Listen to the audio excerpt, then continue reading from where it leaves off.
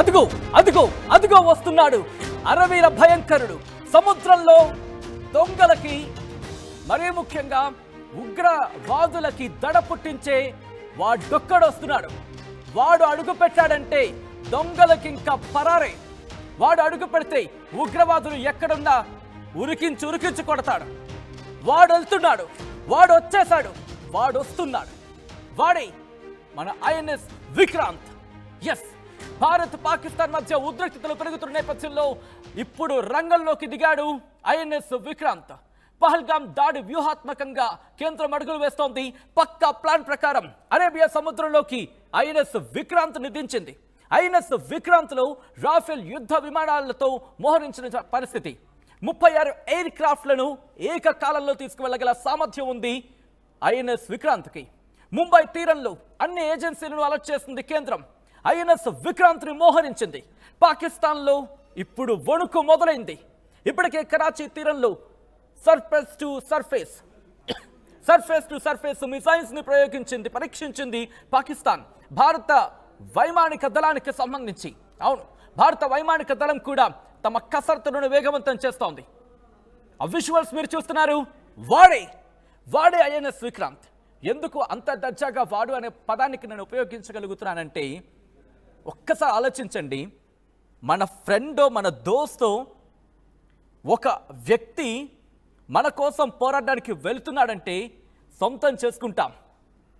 అటువంటిది బహుశా ఐఎన్ఎస్ విక్రాంత్ని ఒక మనిషిగా, అఫ్కోర్స్ అదొక షిప్ సబ్మెరైన్ లాంటిది కావచ్చు, కానీ మన కోసం రంగంలోకి దిగుతోంది, మన కోసం యుద్ధంలోకి వెళుతోంది, మన కోసం పహరా కాస్తోంది, మన రక్షణ కోసం రంగంలోకి దిగుతోంది. ఐఎన్ఎస్ విక్రాంత్కి సంబంధించి ఒక్కసారి మీరు చూస్తున్నారు. మగాడిరా ఒక సాధారణంగా అంటూ ఉంటారు, మీసాలు మెలేసిన మొగాడిలా వెళ్తున్న ఆ సందర్భాన్ని మీరు చూడొచ్చు. బహుశా ఈ పదానికి సంబంధించి మన సినిమాలో వింటూ ఉంటాం. ఒక్కసారి చూడండి ఐఎన్ఎస్ విక్రాంత్ రాజసం చూడండి. ఐఎన్ఎస్ విక్రాంత్ రాజసం చూస్తూ ఉంటే దాన్ని చూస్తేనే సగం చస్తారు, దాన్ని చూస్తేనే దొంగలు సగం చస్తారు. అది వాడంటే, అది వాడి పొగరంటే, అది వాడి టీవీ అంటే, అది వాడి దర్జా అంటే. వాడు అడుగు పెడుతూ ఉంటే, వాడు మిజైల్స్ ను మోసుకు వెళ్తూ ఉంటే, వాడు ఎయిర్ క్రాఫ్ట్ ని అలా అలా అలా అలా తీసుకెళ్తూ ఉంటే ఇలా ఉంటుంది ఆ రాజసం. ఆ టీవీ సముద్రం కూడా సైడ్ ఇవ్వాల్సిందే, వాడు అడుగు పెడితే సముద్రం కూడా సైడ్ ఇవ్వాల్సిందే అన్నట్టు ఉంటుంది. సముద్రంలో రారాజుగా వెళ్తూ ఉంటాడు వాడు. అటువంటి రారాజు రంగంలోకి దించింది భారతావని. ఇన్నాళ్ళు సైలెంట్గా ఉన్నాడు వాడు. ఇప్పుడు ఉండేదేలే. వాడికి ఒళ్ళు కాలింది, వాడి రక్తం కూడా మరిగిపోతోంది. వాడి రక్తం అంటే ఏంటి? ఒక్కసారి ఆ విజువల్ని మీరు చూడడం జరుగుతోంది. ఐఎన్ఎస్ విక్రాంత్లో రఫేల్ యుద్ధ విమానాలు పడతాయి.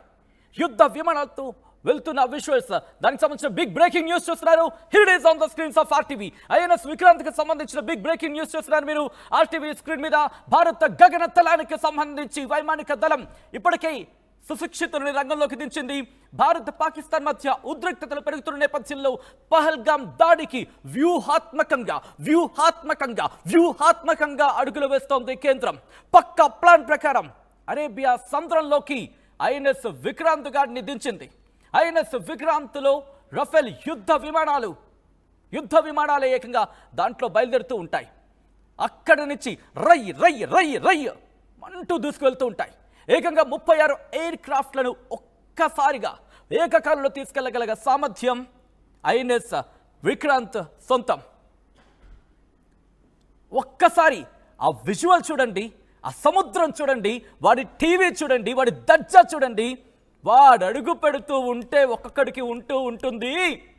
వాడు నడుచుకుంటూ, వాడు సముద్రంలో ఇంచు కదులుతూ ఉంటే ఇంచుమించు వాళ్ళంతా కూడా మందంతా ఖాళీ అవ్వాల్సిందే. ఒక్కసారి సముద్రంలో చూడండి, వాడు వెళ్ళిపోయిన తర్వాత ఆ మార్క్ ఐఎన్ఎస్ విక్రాంత్. ఎన్నో ఆశలున్నాయి ఐఎన్ఎస్ విక్రాంత్ మీద. ఇన్నాళ్ళు కాస్త కామ్గా ఉన్నాడా? కాదు, గస్తీ కాస్తున్నాడు, పహరా కాశాడు. ఇప్పుడు ఐఎన్ఎస్ విక్రాంత్, మన విక్రాంత్ ఇప్పుడు రంగంలోకి దిగింది. కనీసం ఇప్పుడు భారత్ వైపు కన్నెత్తి చూడాలన్న ఆలోచించేలా వ్యూహాత్మకంగా వ్యవహరిస్తోంది. ఒక్కసారి మా ప్రతినిధి రామ్దాస్ దగ్గరికి వెళ్లే ప్రయత్నం చేస్తాను. ఆ తర్వాత ఇన్ డీటెయిల్ గా ఐఎన్ఎస్ విక్రాంత్ గురించి మాట్లాడుకుందాం. ఇంకా ఐఎన్ఎస్ విక్రాంత్ శక్తి సామర్థ్యాలు ఏంటి, ఐఎన్ఎస్ విక్రాంత్ ఏం చేయగలదు, ఐఎన్ఎస్ విక్రాంత్ని చూస్తే ఎందుకు ప్రత్యర్థులకు సంబంధించి అంత వణుకు, ఐఎన్ఎస్ విక్రాంత్ని దించడం కారణం ఏంటి, ఇవన్నీ మాట్లాడుకునే ప్రయత్నం చేద్దాం. మా ప్రతినిధి రామ్దాస్ అప్డేట్స్ అందించేందుకు ఫోన్లైనా సిద్ధంగా ఉన్నారు. రామ్దాస్, వాడు వచ్చేసాడంతే, ఐఎన్ఎస్ విక్రాంత్ రంగంలోకి దిగాడు, రంగంలోకి దించడం జరిగింది కేంద్ర ప్రభుత్వం. ఐఎన్ఎస్ విక్రాంత్ని రంగంలోకి దించడం వెనకాల వ్యూహాత్మక అడుగు ఉన్నట్టుగా తెలుస్తోంది. ఏంటా వ్యూహం, ఎటువంటి వ్యూహంతో వెళ్ళబోతోంది కేంద్ర ప్రభుత్వం? Anti missile defender INS Vikrant శక్తి సామర్థ్యాలేంటో ఇప్పుడు మనం శత్రువుకి చూపించబోతున్నాం. నిజంగా ఇది చాలా పక్కడ్బందీ వ్యూహాలతో టార్గెట్లను ఛేదించగలటువంటి ఐఎన్ఎస్ విక్రాంత్ నిజంగా దేశీయంగా తయారు చేసినటువంటి దీని శక్తి సామర్థ్యాలేంటో ఇప్పుడు నిరూపించుకునే సమయం వచ్చిందంటే అవునని అనిపిస్తుంది. ముఖ్యంగా అరేబియా సముద్రంలోకి ప్రస్తుతం దాన్ని ప్రవేశపెట్టారు. ఇప్పటికే మాక్ డ్రిల్స్ కూడా పూర్తి చేశారు. నేను మీకు చెప్పాను ఆల్రెడీ, గగనతలంలో, సముద్ర జలాల్లో, అలాగే భూతలంలో ఎలాంటి దాడులు, ఎలాంటి వ్యూహాలు చేయాలో ఇప్పటికే భారత త్రివిధ దళాలు సర్వసన్నద్ధంగా ఉన్నాయి, పూర్తిగా మెంటల్ గా ప్రిపేర్ అయ్యాయి. ఇదే సందేశాన్ని అటు ఇస్లామాబాద్ కూడా పంపాయి, పాకిస్తాన్ కూడా ప్రస్తుతానికి ఆ రకంగా సన్నద్ధంగా ఉండాలంటూ సూచనలు, హెచ్చరికలు జారీ చేస్తున్న పరిస్థితి కనబడుతుంది. ఇప్పుడు అదే పరిస్థితి కనబడుతుంది. ముఖ్యంగా పాకిస్తాన్ కూడా అటు గ్వదార్ పోర్ట్ లో, అలాగే కరాచీ వైపు నుంచి కూడా మిసైల్స్ ప్రయోగం చేస్తున్నటువంటి విషయం తెలుసుకున్నటువంటి భారత నేవీ అమ్ముల పొందులున్నటువంటి ఈ ఐఎన్ఎస్ విక్రాంత్ అయితే ప్రస్తుతం సముద్రంలోకి దింపింది. MiG-29K ఫైటర్ జెట్స్ ఉంటాయి, అలాగే దాడికి హెలికాప్టర్లు మోహరించే పరిస్థితి ఉంటుంది. ఇక ఈ ఊచకోత తర్వాత ప్రస్తుతం ఐఎన్ఎస్ విక్రాంత్ నుంచి ఎట్లాంటి చర్యలు ఉంటాయనేది మాత్రం మనం ఎంత ధీటుగా ఉంటుందన్నది మనకు ఆ యాక్షన్ షురూ అయిన తర్వాత మనకు అర్థమవుతుంది. ముఖ్యంగా కార్వార్ నేవల్ బేస్ నుంచి బయలుదేరి అరేబియా సముద్రం వైపు వెళ్తున్నటువంటి ఫోటోలను ఓపెన్ సోర్స్ ఇంటెలిజెన్స్ అయితే వెల్లడించిన పరిస్థితి కనబడుతుంది. పూర్తిగా దేశీయ పరిజ్ఞానంతో నిర్మించినటువంటి ఈ ఐఎన్ఎస్ విక్రాంత్ 262 మీటర్ల పొడవు ఉంటుంది, 59 మీటర్ల వెడల్పుతో ఉంటుంది, 40 యుద్ధ విమానాలను స్వయంగా మోసుకెళ్లగలదు. ఐఎన్ఎస్ విక్రాంత్ జనరల్ ఎలక్ట్రిక్ లో శక్తివంతమైన టర్బైన్లతో అమర్చబడి ఉంటుంది. యుద్ధ నౌకలో 2 స్క్వాడ్రన్ల MiG-29 ఫైటర్ జెట్లు ఉంటాయి, 10 క్వాంకా 31 హెలికాప్టర్స్ ఉంటాయి. ఈ విమాన వాహక నౌక స్ట్రైక్ ఫోర్స్ పరిధి 1500 కిలోమీటర్ల రేంజ్. ఇందులో 64 బరాక్ క్షిపణులు ఉంటాయి. ఇవి ఓడ నుంచి గగనతలానికి దాడులు చేస్తాయి. టార్గెట్ ను ఛేదించడంలో నిజంగా పక్కా వ్యూహంతో ముందుకెళ్తాయి.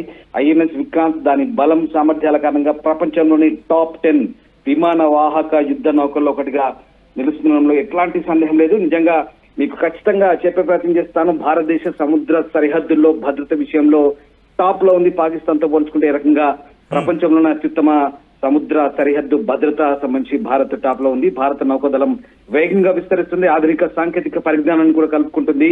150 యుద్ధ నౌకలున్నాయి. కేవలం ఐఎన్ఎస్ విక్రాంతే కాదు, ఓవరాల్ గా 150 యుద్ధ నౌకలున్నాయి. ఇందులో ఐఎన్ఎస్ విక్రాంత్ ఒకటి, ఐఎన్ఎస్ విక్రమాదిత్య కూడా ఉంది.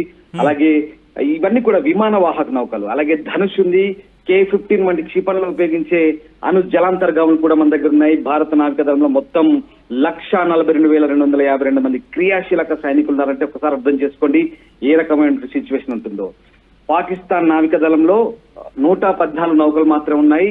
జలాంతర్గాములు కూడా 10 సంఖ్యలో మాత్రమే, 10 లోపే ఉన్నాయి.